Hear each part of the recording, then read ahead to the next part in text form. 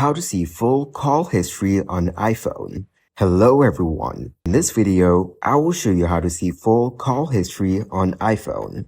Now first of all, open up your phone application on your iPhone. Now if you scroll down, your previous call history will be displayed. However, there will be only a maximum of 100 recent calls. You need to use Google to see your previous data.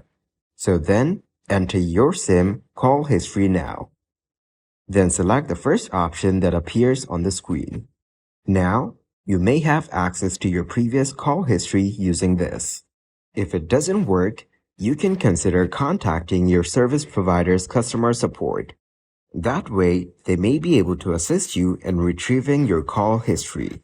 Thank you guys for watching this video. Hope you got some value.